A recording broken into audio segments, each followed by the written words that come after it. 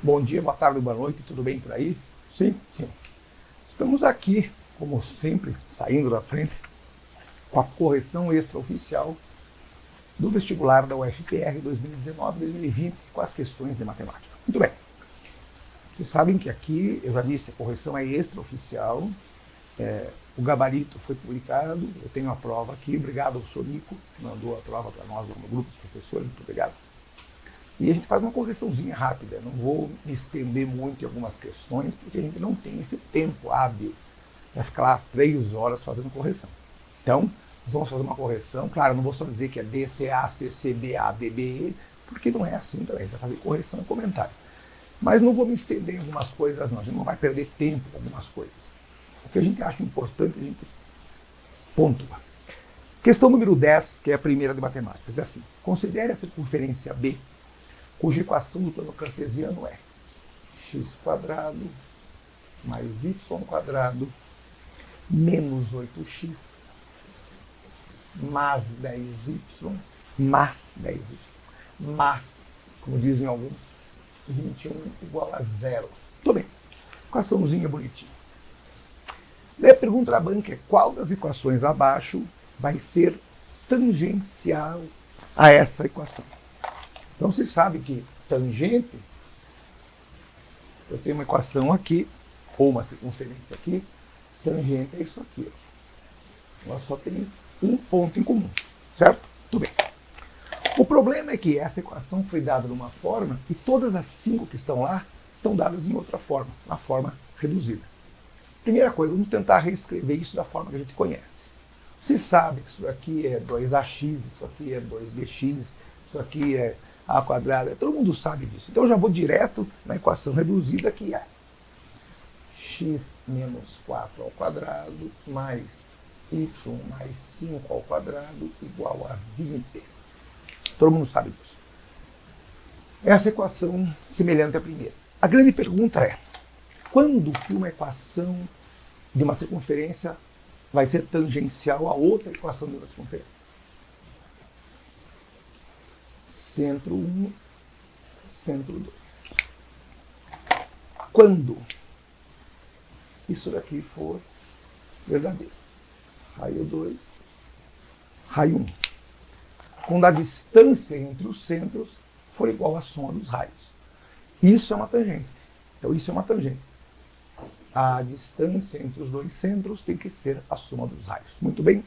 Muito bem. Então vamos resolver isso. Quando você for testar essas circunferências, todas as 5 alternativas, vai descobrir que a segunda, a letra B, é a única que respeita essa propriedade. Por quê? Quem é a distância entre C1 e C2? Você sabe que a distância entre dois pontos é a raiz de x1 menos x2² mais y1 mais y2². É a raiz disso aqui. Então, quando for testar isso para as 5 alternativas, você vai descobrir que só na B isso acontece. Por quê? Quem é o centro dessa circunferência C2, que é a grandona, que é a que foi dada? O centro é 4 menos 5. Porque aqui, ó, x menos 4, lembra, é x menos a. Aqui é a, então a é 4. Se aqui é y menos b, como aqui é positivo, você pode jurar que essa circunferência tem o y negativo. O b, desculpe, negativo. Então o centro é 4 menos 5. O único lugar onde isso vai acontecer é lá na B, onde essa regra da distância entre os centros é a soma dos raios. Vamos ver. Este centro, essa coordenada, menos a outra, que é 2, é isso? Menos do... já começa por aí, porque é 2, né? X mais 2 a coordenada. Menos 5, menos 2 também. Certo? Isso aqui dá. Devagar. Cuide com os sinais, filho. 4 menos 2 dá 4 mais 2, que dá 6. 6², 36. Menos 5 menos 2 fica menos 5 mais 2. Menos 5 mais 2 é menos 3, que ao quadrado dá 9. Então isso aqui é raiz de... raiz de 45. Ou seja, a distância do ponto C1 até o C2 tem que dar raiz de 45, que tem que dar a soma dos raios. Um dos raios, você sabe que não vai dizer que é 20, por favor. Se isso aqui é R ao quadrado. Então, nesse caso, o raio é raiz de 20. Por favor. X menos A ao quadrado mais Y menos B ao quadrado igual a R ao quadrado. O único lugar, o único raio que você somando com esse dá isso é na letra B de novo. Por quê? Lá diz x mais 2 ao quadrado, ou seja, o ponto é menos 2, o centro, né? Mais y mais 2, ou seja, menos 2 é a coordenada do centro, igual a 5. 5 é o raio ao quadrado, então o raio é raiz de 5. Então, se eu tivesse isso daqui, ó, raio da circunferência 1, raio da 2, raiz de 5, quando você somar raiz de 20 com raiz de 5, vai dar, adivinhe, raiz de 45. A pergunta é como, então segure aí. Quem é raiz de 45? Isso aqui é a mesma coisa que 9 vezes 5, certo? 9 vezes 5, 45. Quem é 9? 3 ao quadrado. O 3 você põe para fora, vira 3 raiz de 5, certo? Quem é raiz de 20 mais raiz de 5? Raiz de 20 mais raiz de 5. Raiz de 20 é a mesma coisa que 4 vezes 5. Raiz de 5 é raiz de 5 mesmo. Raiz de 4 é a mesma coisa que 2 ao quadrado. Isso aqui ficaria 2 ao quadrado vezes 5 mais raiz de 5. 2 ao quadrado vai o 2 para fora. 2 raiz de 5 mais raiz de 5. 3 raiz de 5. Então, tivemos na letra B essa condição de tangenciamento das circunferências. Claro, para todos, você teria que testar isso para cada uma delas. Ia dar um trabalho bacana, mas se você tivesse prestado atenção nisso daqui e fizesse essa coisa da distância dos pontos, você ia chegar a essa conclusão também. Portanto, isso corrobora o que a banca disse, letra B. Questãozinha logo de cara, geometria analítica, para quem não morre de amores, né? Mas é o que a banca pede. A número 11 é para não tirar zero na prova. Quando eu falo que a Federal de vez em quando cobra umas coisas assim, ninguém acredita. Questão número 11 diz assim: no ano de 2018, a densidade populacional da cidade de Curitiba foi estimada em 4.406. Então, densidade populacional, 4.406,96 habitantes por quilômetro quadrado. A banca disse que a área territorial, a área total de Curitiba é de 435 quilômetros quadrados. A pergunta é, qual dos números é o mais próximo da população nessa época de 2018? Por favor, é só multiplicar um pelo outro. 1.917.027. Letra C, eu acho, letra C. É extremamente simples, é só lembrar agora de unidade. Se eu tenho 4.406,96 habitantes por quilômetro quadrado e multiplico isso por 435 quilômetros quadrados, olha o que acontece com as unidades. Quilômetro quadrado está aqui embaixo, some com esse. O valor que vou ter de habitantes diretamente. Então, letra C era só uma conta de multiplicação. Sem brincadeira, sem perder muito tempo. Era só literalmente uma continha. Boa, né? Então, letra C, 1.917,027. Boa, né? Boa. O número 12. Quem foi meu aluno em outros cursos deve dar muita risada, porque eu tenho falado nessa teoria há anos em sala, as pessoas acham que eu invento isso. A teoria dos infinitos macacos. Eu não vou contar aqui inteiro, porque as pessoas que foram meus alunos já sabem. Eu contei isso, inclusive, na quarta-feira. E na quinta também. Mas é só rapidamente. Se você der um macaco, uma máquina de escrever para um macaco, ele vai bater nas teclas aleatoriamente, vai fazer uma letra e não vai ter nada legível. Se eu der 10 máquinas para 10 macacos, a hora de juntar todas as folhas tem uma palavra. 100 máquinas para 100 macacos formam uma linha. 1000 máquinas para 1000 macacos sobra um parágrafo. Então, infinitas máquinas para infinitos macacos podem escrever um livro. Essa é a teoria que eu disse. Eu tenho dito isso há anos. Quem me conhece sabe do que eu falo. E eu acho bacana que a Federal... Eu falo, tem uma teoria que a Federal ouve as minhas aulas. Tenho certeza disso.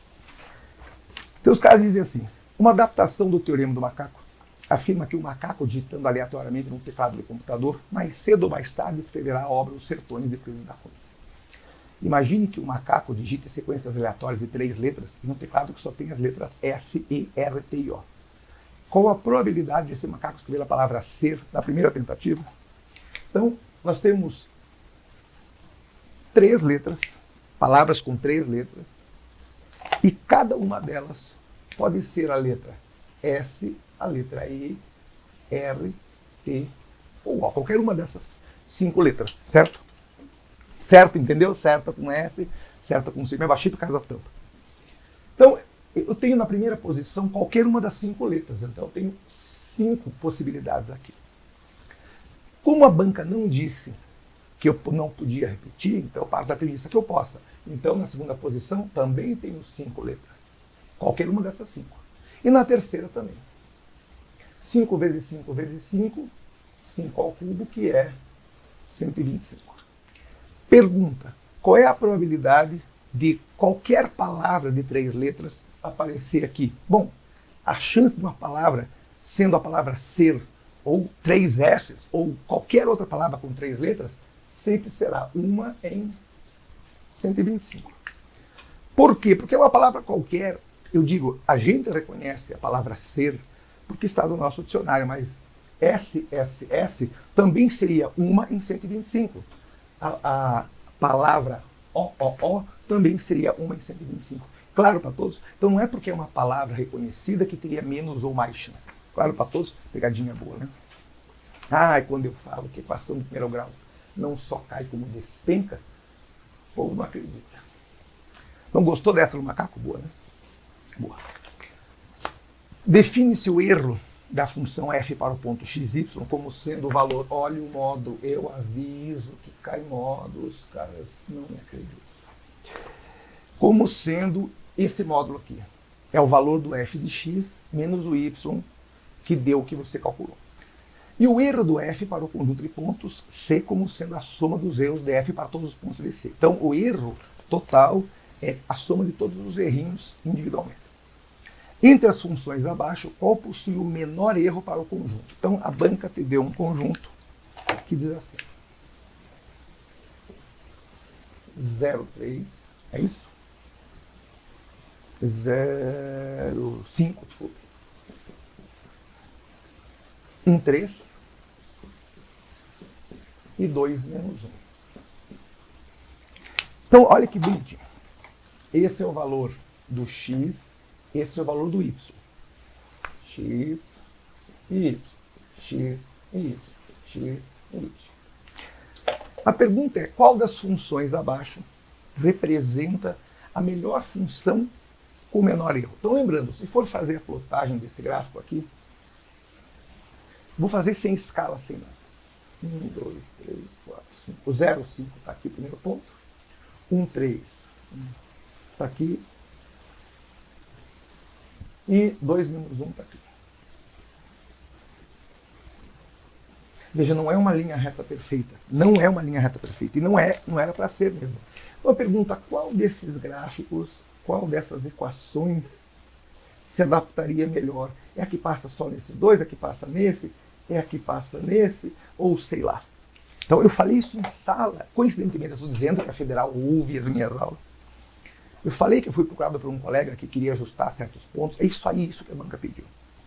Então o que você teve que fazer? Você tem que pegar cada uma dessas funções, colocar esse valor lá e ver quanto dá. E daí esse valor que deu, que é o f de x, você subtrai daqui, para esse ponto. A mesma coisa para cá, a mesma coisa para cá. Eu fiz isso muito rapidamente e dei tive os seguintes valores, somando já os erros.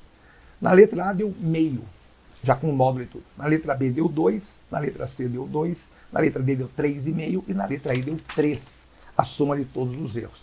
Portanto, a equação que tem o menor erro é a letra A, que diz que na letra A, f de x é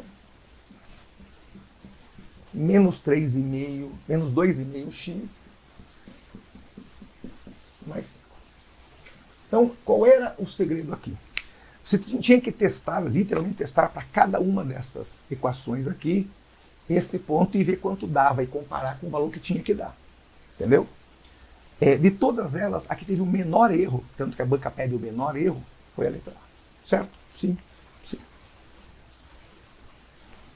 Dá trabalho, porque eram, tudo bem, 3 pontos, tinha que somar, calcular lá os seus módulozinhos, somar todos os erros, dava trabalho, dava um pouco de trabalho, mas nada que seja impossível. Agora essa aqui é 14, e vou dizer de novo, tenho certeza que a Federal ouve nossas aulas.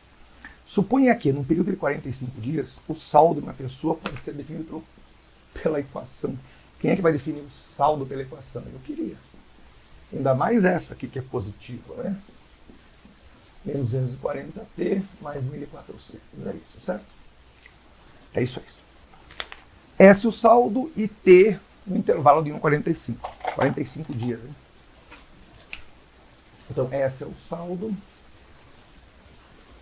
E aqui, dia. No intervalo de 1 até 45. Daí a banca afirma algumas coisas. Por exemplo, a banca diz: o saldo aumentou em todos os dias. Filhinho, não tem como aumentar em todos os dias, porque é uma equação parabólica. Está assim, ó. Claro para todos? Sim, sim. Só que para achar as raízes, temos que fazer aquela mágica. Vamos dividir todo mundo por 10. Fica t² menos 24t mais 140. Quais são os dois únicos números na Terra cuja soma dá 24 e o produto 140? Só pode ser 14 e 10. 14 mais 10, 24. 14 vezes 10, 140. Então aqui tem o nosso amigo 10 e aqui tem o nosso amigo 14. Certo? Então dizer que o saldo aumentou em todos os dias, mentira, porque aqui, ó. Não. Que o saldo diminuiu em todos os dias, mentira também. Letra C. O menor saldo ocorreu no período igual a 12. Olha que bonitinho. 12 está exatamente no meio, entre 10 e 14, e é justamente o nosso vértice. Se você calcular lá o x do vértice, você vai encontrar 12, ou seja, um ponto mínimo. Então a letra C está ganhando por enquanto. Letra D, o menor saldo no período for de R$12. Mentira, a banca quer te confundir. Esse 12 não é o saldo, esse 12 é o número do dia. Claro para todos? E depois a letra E diz que o saldo ficou positivo, então não, mentira. Então não aumentou, nem ficou positivo, nada. Pode ver, entre 10 e 14 ficou negativo o saldo. Então entendeu? Que ganhou a letra C, porque no X do vértice foi onde teve o menor saldo, que a banca diz. O menor saldo aconteceu em T igual a 12, ou seja, o nosso ponto limite. Número 15, essa aqui é uma vergonha. Número 15. Para esvaziar um reservatório que tinha 1.430 litros de água, quando eu falo da interpretação de gráfico, Enem também gosta disso, é aberto uma torneira em sua base. Supondo que a vazão seja constante e igual a 22 litros por minuto, qual o gráfico? Filhinho. Se ele tinha 1.430 litros e a vazão é constante, se a vazão está diminuindo, obrigatoriamente, se é constante, tem que ser assim. O único gráfico que tem isso é a letra E. Eu queria tentar entender o que a banca tomou para colocar a letra B, está crescendo a partir do zero. Filhinho estava cheio, foi esvaziando. Mas o pior é a letra E, a letra D, que faz uma exponencial. De onde que a banca tira isso? A letra A também me dá um pouco de medo. Claro, se a vazão é constante, eu falei 1000 vezes isso, constante é uma reta, não tem como evitar, não tem como errar. Letra E, boa, né? Tudo.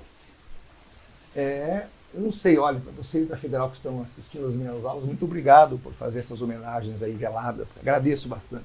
Somente pela teoria dos macacos, achei ótimo colocar isso, muito obrigado. 16. Uma malharia produz camisetas personalizadas para eventos esportivos. Cada novo modelo possui um custo fixo de 450 mais 9 por camiseta. 450 mais 9 por camiseta. Está escrito bem grande lá. 450 é fixo. Então eu produzindo ou não produzindo, 450 eu tenho que pagar. Fixo. Já falei isso 1000 vezes, equação do primeiro grau. O valor de venda é vintão cada unidade. Vintão cada unidade. 20 vezes X.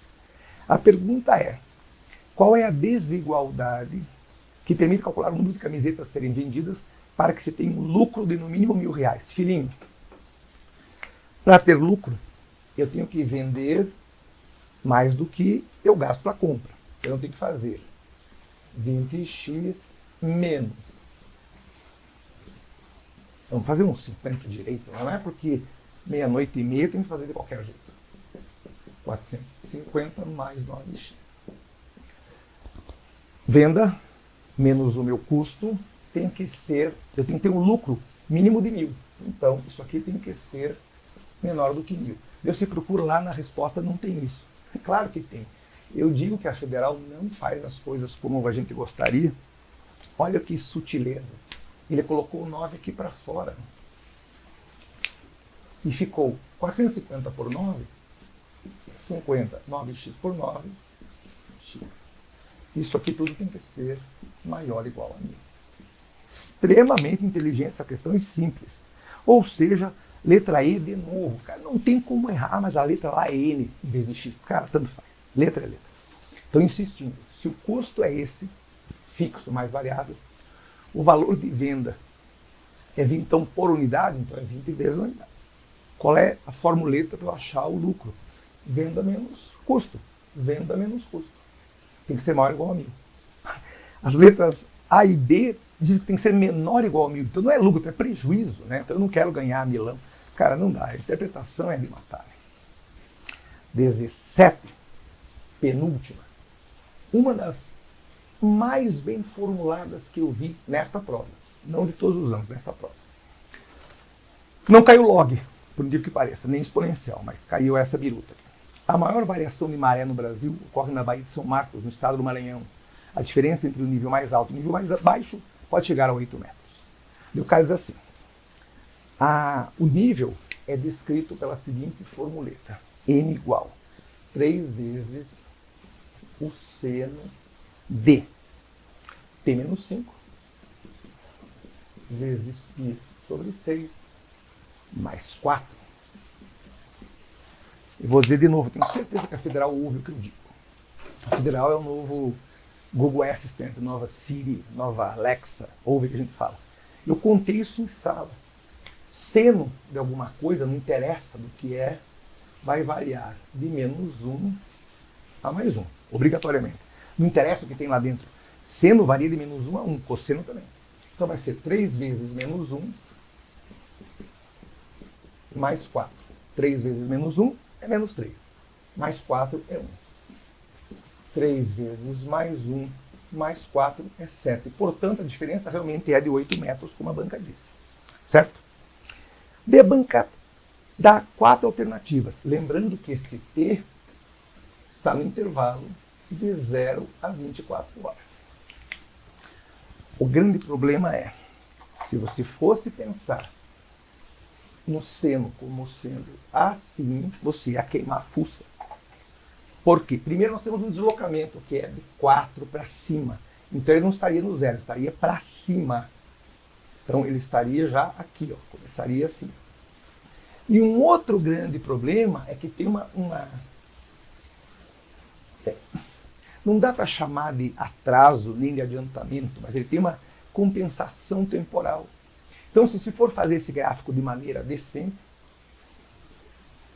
ele vai ser assim.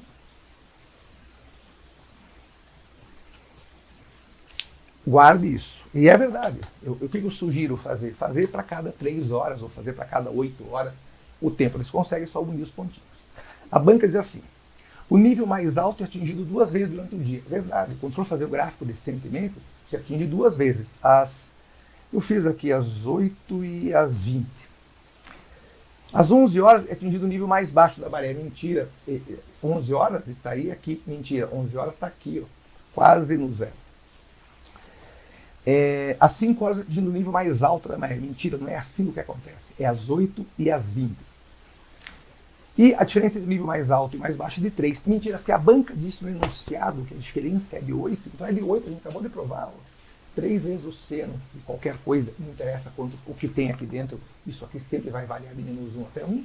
Então a diferença é de 8 metros. A única certa mesmo é a letra A, portanto, A letra A, desculpa, número 1. Então isso corrobora a letra A.